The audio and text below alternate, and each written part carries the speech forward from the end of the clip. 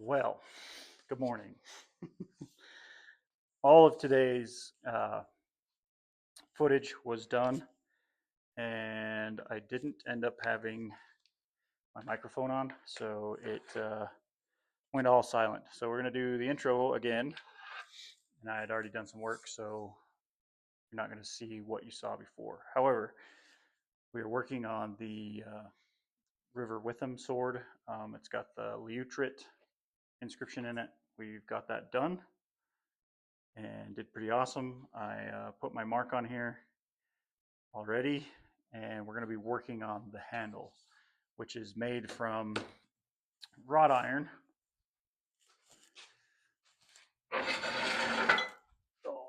which is what smiths used back then. And to get wrought iron, you take raw iron ore from the ground, and you put it in a bloomery smelter, and you smelt all the slag out of it, or you heat it up to freaking hot for several hours, and it kind of melts all the impurities, or a lot of the impurities, out of it. And the slag actually forms like a glass type texture as you break open the bottom of the furnace, which we're going to be doing that eventually. I don't know how the ins and outs of it quite yet, but we're learning. I'm learning how to do it, and what you end up getting once you melt as much as you can off of it is an iron bloom, which is just a giant spongy material that you pull out of the forge or the furnace, bloomery smelter, whatever you want to call it, and then you work it into a bar, and then you fold that bar over and you forge weld it together, work it, fold it, work it, fold it, work it, fold it, work it, fold it, and you just keep doing that uh, several times. You end up getting what's called wrought iron. And when you do that, it's still got a lot of that slag inside of it. So you get a lot of fiber. It almost looks like fibrous material. I'll try to show you. You can kind of see here, not really zooming in on it or focusing in on it, but let's see if I can just boop. You can kind of see there how it's rigid and kind of looks like a tree. Like when if you broke a tree branch in half and it like splintered off into that material. That's what raw iron looks like on the inside. You have to forge it really hot at forge weld temperatures, around 2,000 degrees, and otherwise it literally just falls apart. The Western European blacksmiths, they didn't really have the ability to work anything else. They couldn't get their furnaces, bloomery smelters up to temperature the way that Eastern European countries could. They didn't have the technology to get the blast furnace. The blast furnace is what actually makes crucible steel. It gets hot enough that you can melt the iron and add some silica or sand into it, and it'll kind of suck all the slag out of it, the impurities, and then you can just scrape it off the top, and then you get pure raw iron melted into iron, and then you can put it into a crucible, add in some carbon, and then you get crucible steel or Wootz steel. But again, we are working with Western European blades, probably from Frankish descent. They had usually a wrought iron core. That's why you see a lot of twisted patterns in Viking swords. A lot of unique ornate patterns like that is because they would twist lower carbon steel with wrought iron and make those ornate patterns. And when you wrought iron itself is actually very shiny. I wish I wouldn't have messed up and not been able to show you guys this, because the inlay on the back right here you can see is wrought iron, and it resists acid etch, so it stays super shiny, versus the high carbon steel actually goes dark. Anyway, moving forward, there's a lot of footage coming up of me forging out the cross piece and the pommel cap. and the pommel itself. And can't get this to freaking balance there. So what we ended up doing is forging this out here and this piece, and we're going to work on this piece here shortly. And if you look up close, there's actually little diamond, copper and brass diamonds in that. We're going to be doing another video on that, on how to do it. But I don't know if we'll get to that today. So we ended up getting everything forged out. So this will actually be the cross piece. We're keeping it square and even, not curved yet, because we're going to be drilling into, as you can see here, you can see my punch marks. We're going to be drilling into this, and then once we get it fitted to the sword, then we'll bend it to the correct proportions and shape. Pommel cap here, the top of the half of the pommel. I said in another video, again, I'm sorry that I'm not doing this as we go. I'll probably do a voiceover of the silence. Technology sucks. You can see this little green light. I didn't notice that it was off, and so I kind of foobarred that one on a lot of the footage today. You're not going to get any of the tink, tink, tink sounds from a lot of the footage. You might get some as we're going now, but anyway, as you can notice, this isn't actually straight. It kind of goes at a curvature here. It's because it was a left-handed sword, and they wanted it to sit in the palm just off center of the rest of the sword, so it fit a little more comfortably in that in the left hand. And there's a lot of sources out there that can confirm that. So pretty cool. Moving forward, we're just getting ready to drill these in, and then we'll fit it to the sword, and then we'll start working that the curvature of the pieces, because one curves up this way, and then the other one curves this way for the cross piece. So again, I apologize for the crappy technology error that I had, but I don't want to redo everything just for YouTube. So as I was saying, we're going to be working with wrought iron, and it likes to work really, really hot. So right around right around forge weld temperatures. So right about here at 5 pounds of propane is usually about where I do a lot of my forging. However, when we're working stuff hot, we need to increase that to about 15 to 20 pounds. Since I'm not actually doing forge welding, I don't need the propane to suck out the oxygen inside the forge to keep my material from oxidizing too much and preventing it from forge welding. We're going to leave it about 15 psi to conserve on propane and still get the wrought iron super hot. So you guys have the luxury, the magic of YouTube, and not having to wait for stuff to get hot.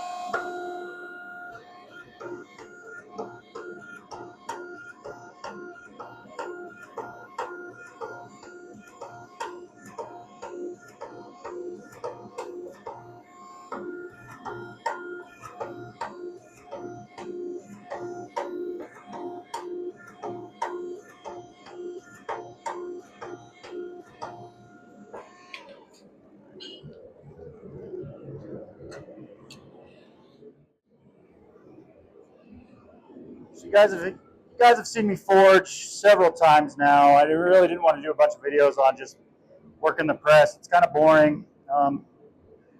Ideally, we want it to be about 30 millimeters wide by about 10 millimeters thick.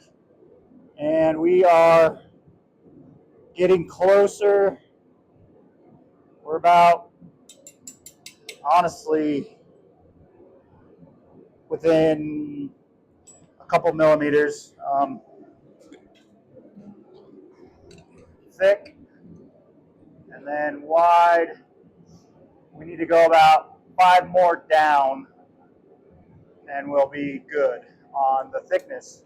And then we'll measure out each pommel piece, the cross piece, the pommel, and hopefully have enough material here by the time we get it down to about 10 millimeters thick to get the right amount of materials we need for the rest of the work. So yeah, there we go.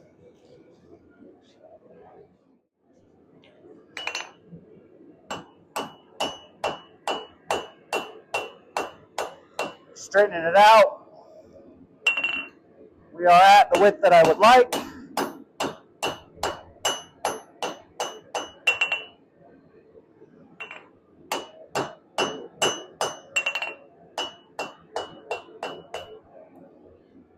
Good. Scrape off all the extra scale.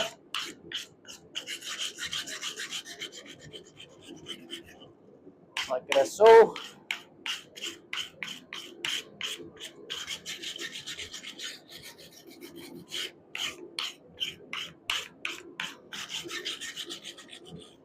Now, we're going to let this cool off,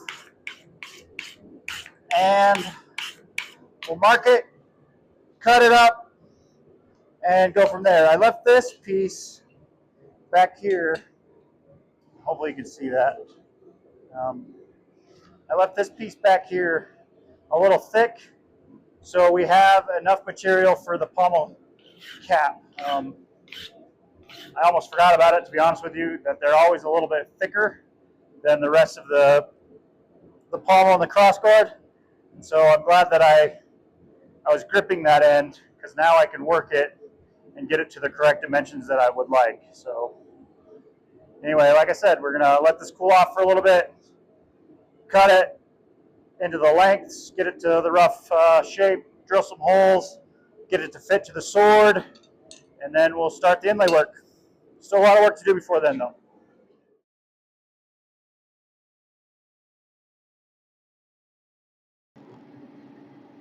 Here we are just marking center lines on the crosspiece and the upper pommel, and finding the marks where it needs to be so I can do a punch and then drill it so it's even.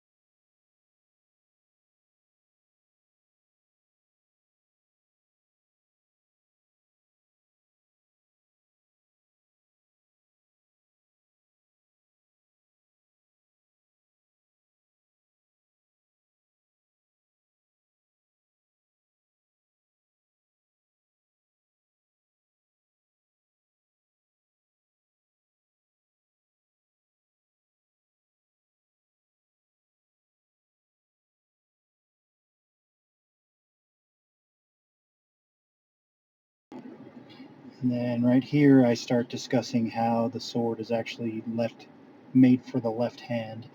It kind of goes on a diagonal, as you can see. I'm discussing, or as I'm kind of motioning here and showing you that it needs to be on that diagonal, so the pommel actually fits more correctly for the left side, for a left hand versus a right hand. There's a few experts that show this, and if you actually look at the sword in the British Museum, it shows that the pommel is just barely off center, and it fits more comfortably in the left hand. So that's what I'm kind of going over right here. And again, I'm sorry that my microphone died and I wasn't paying close enough attention to it. So.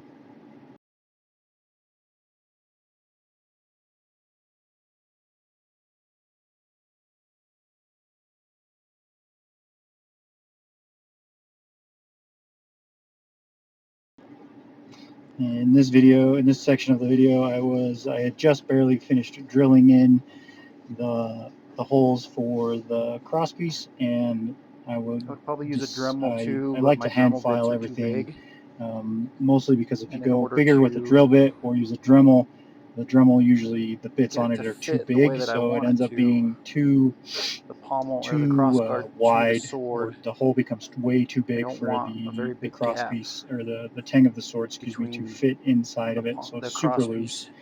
and you really don't want that in your This sword. You don't want any loose right bits here. or This will anything like eventually be wiggling around. I'm kind of discussing that one here. full hole. And I don't want there to be a Again, the gap microphone died and I had no idea that I was doing that. and the So material of the sword. I like to use the I want hand it to be file as here tight and because snug as it gives me a possible. little bit more control and it keeps everything nice and tight. Sorry that my So if I hand's in use the a way, Dremel, it'll make my hole too but big. you get the idea of what's happening.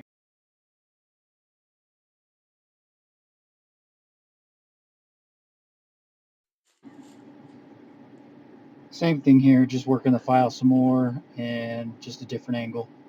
And then I speed it up so you don't have to watch it in slow motion.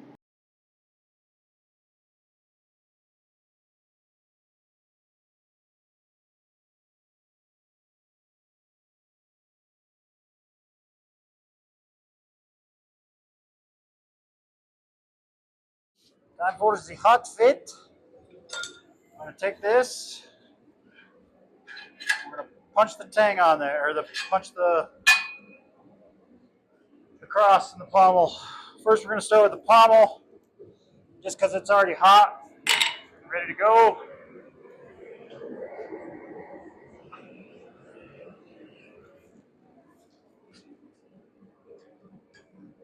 So, first we got to get it on there.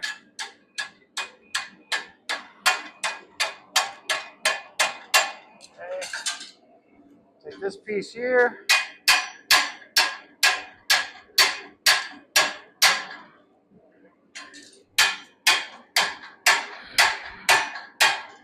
Bang, bang, bang, bong, bing, bing, bong. And take this. Pop, pop, pop, pop, pop.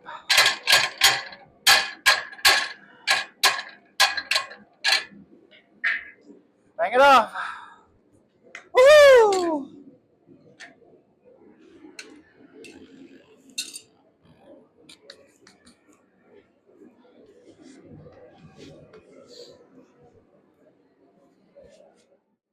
Now, this one might take me a couple of tries. We're going to put some punch oil on there just to kind of keep it from sticking.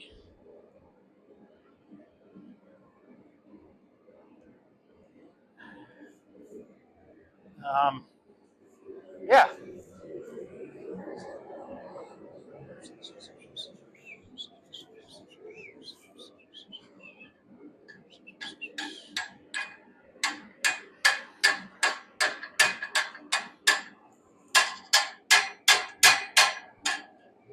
Okay.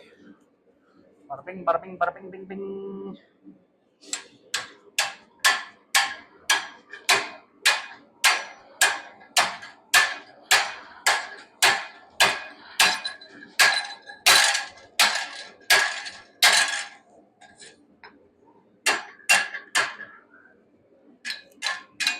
Okay. Back off. Back into the forge. Well, actually, we're going to try to straighten it out. Foist.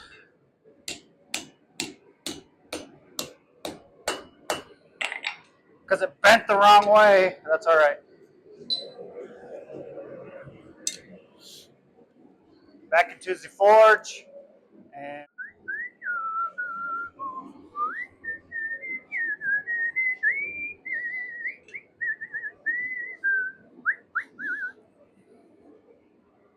let me see here.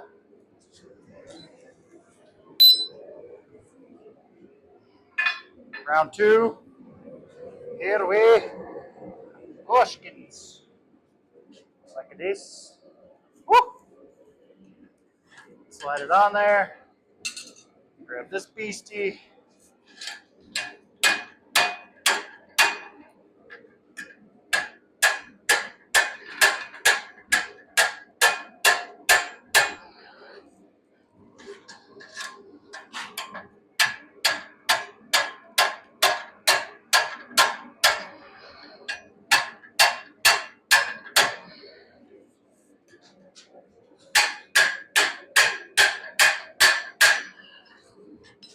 Sorry, camera.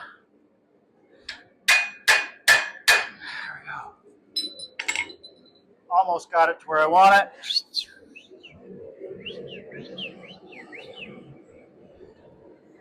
Okay. Back in the forge.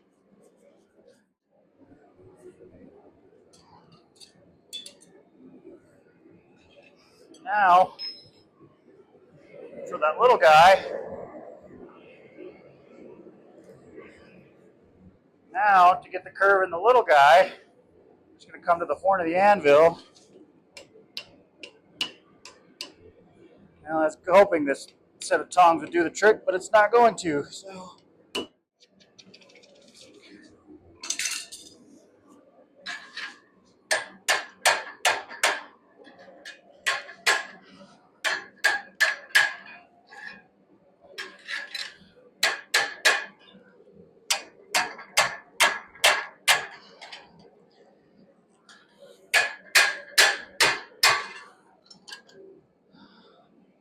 it's hot.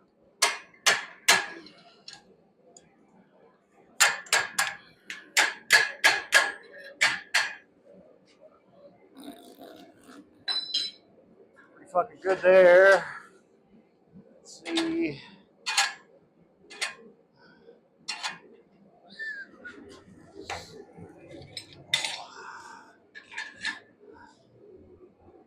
Close. Close.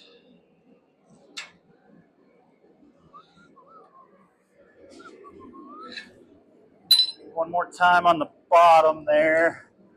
Well, there you have it. They are hot fit to the sword to the best of my abilities. Are they perfectly round? No.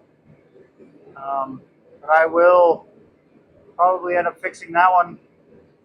But the cross-guard to me is spot on, as good as I can get it.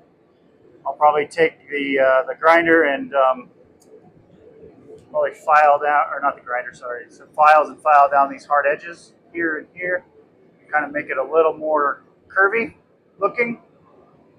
And then this one I will work a little bit longer to try to get it to forge around. Did a little bit of minor tweaking and forging it in. I was trying to hurry, so I didn't really video much of it, but here's where we're at.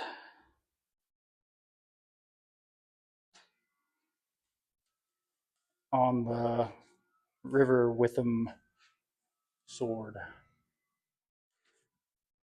All right, so we've got all this ground to shape, filed to shape. We're gonna start the inlays. Never done this before, other than like playing around. So we're just gonna get to work, and hopefully it works out. So there's 13 total diamonds across the pommel or the cross piece here. I just did them by hand, by eye. There's no measurements to it, and yeah, so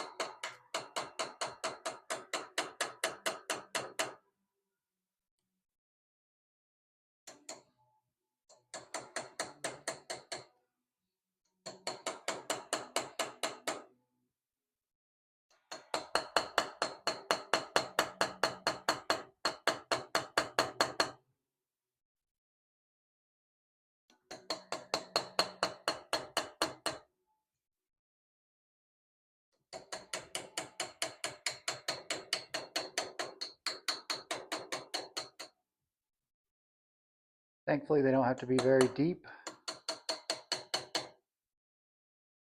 And wrought iron is really soft.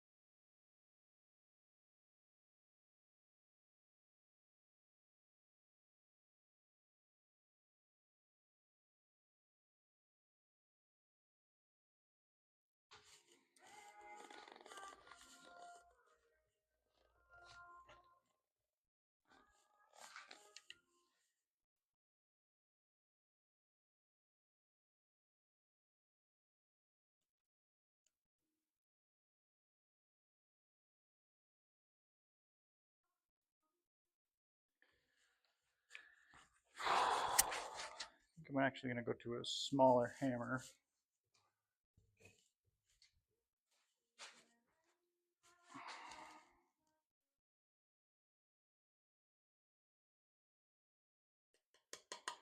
Nah,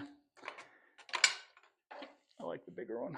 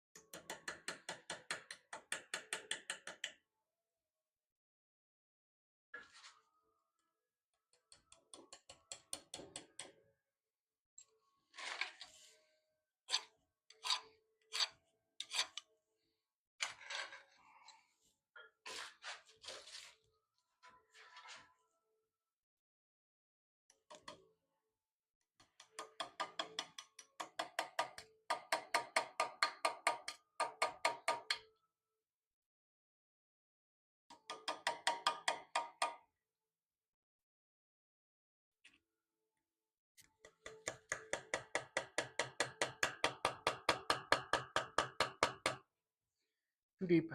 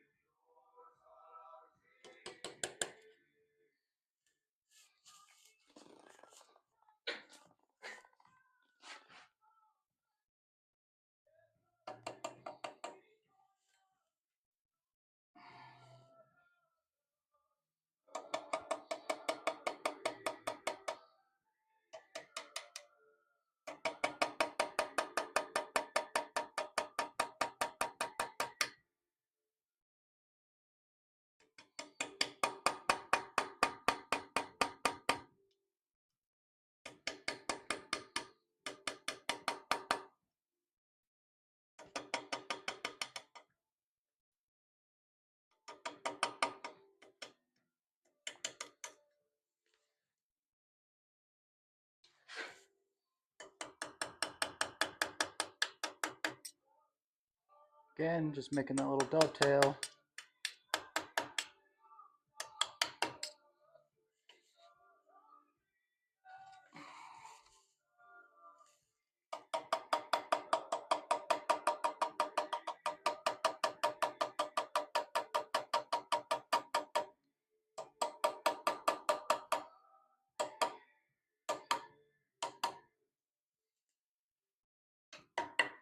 Oop.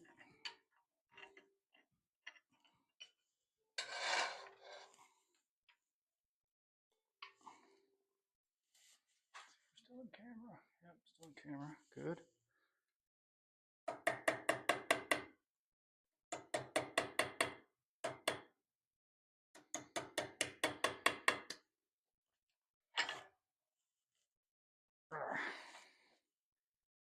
Sliding around a little bit is all.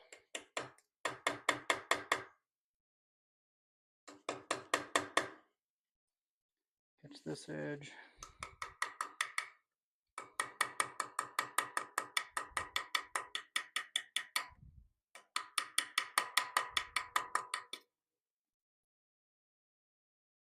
Touch this one up a little bit. Now, a little trick you can do, I'm gonna grab another tool.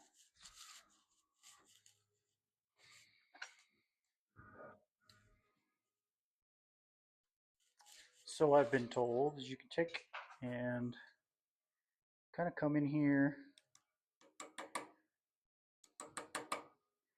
just do these little teeny tiny nicks,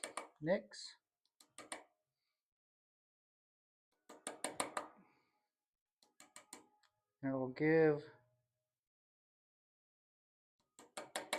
one more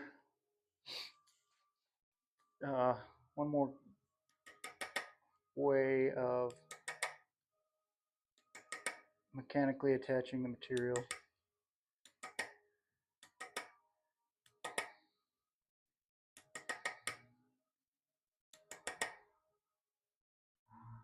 And none of this will ever be seen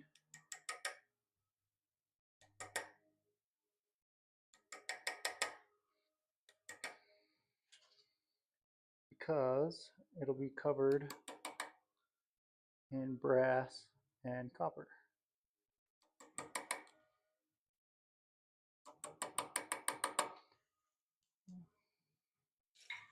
So, to give you an idea of what we're looking at. Super zoomed in. Let me try this. There you go. You can kind of see we took this this tool and just kind of went in and popped up little bits to let the non-ferrous material glide into under and mechanically attach. So we're going to test this end piece out and see how it does, and then we're going to. All right, so got our brass here. I feel like it's going to be too big, but it's what I got, so we're going to run with it. Cut a pea chunk off of it. That there. Okay, we're just going to line it up here.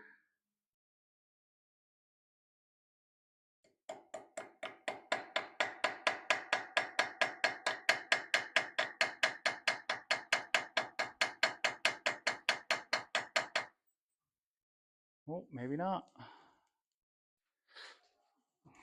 Let's try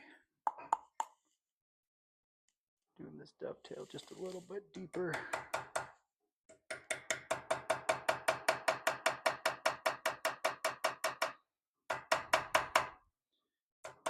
And I may have to soften this brass before we do anything, but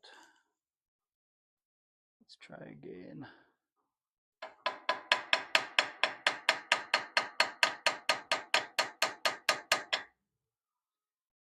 All right, not wanting to go. Okay. Ooh.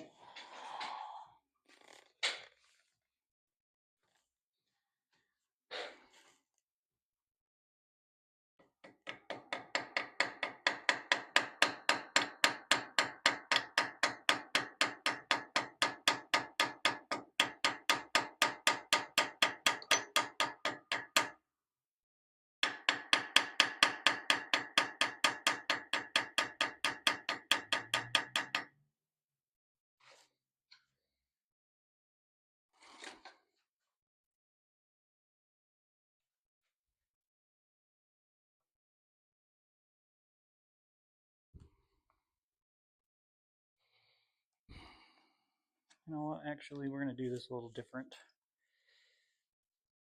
I have a better idea. So the actual diamonds are copper, and I think I'm going to go copper, the whole thing copper, and then do another smaller inlay around these that will be brass.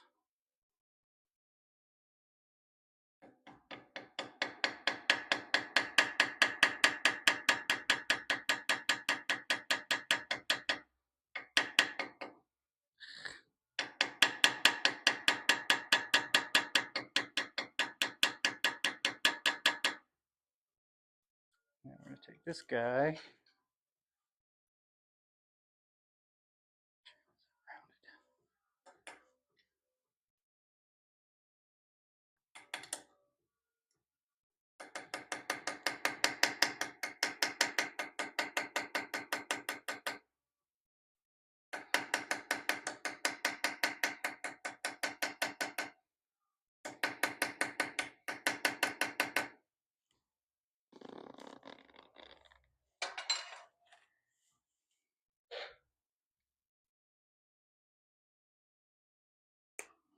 Dang it.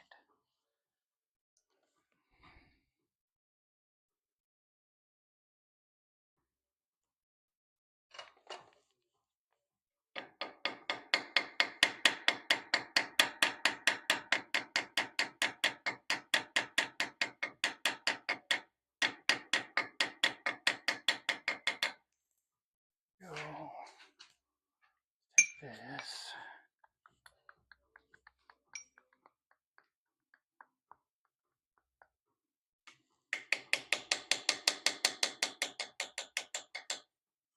Perfect. Then take this again and really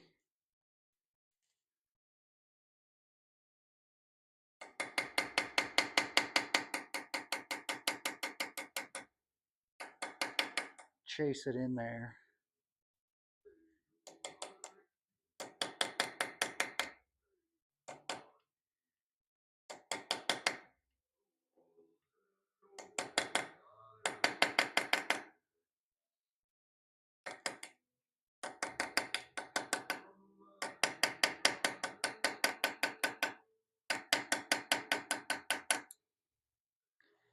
Okay. Take our next piece.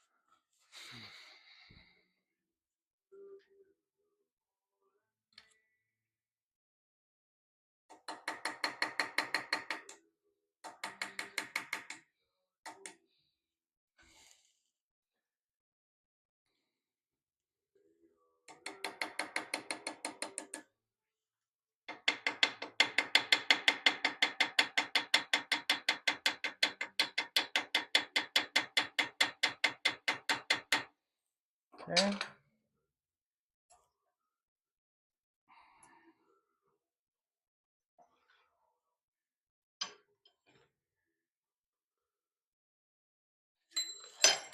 Oops. Pick those up. Lose them. Okay.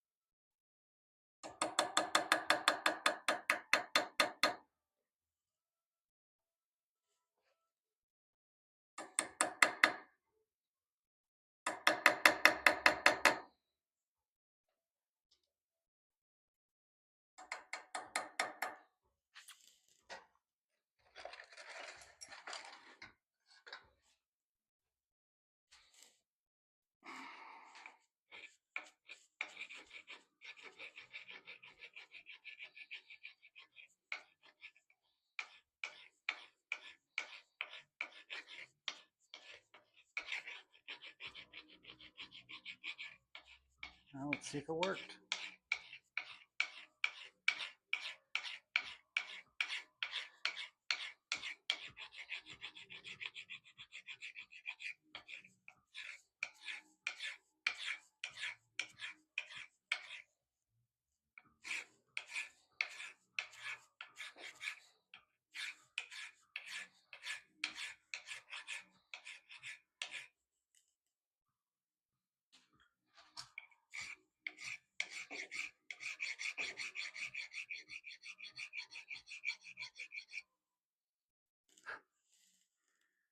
Not the most perfect diamond, but I like it.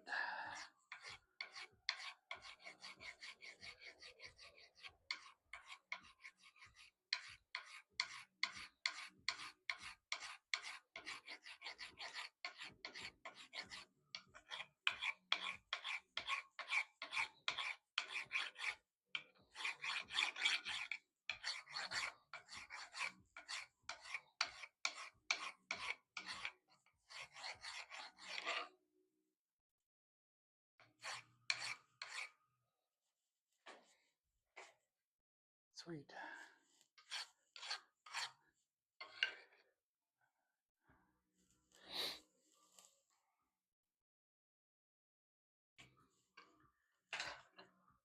So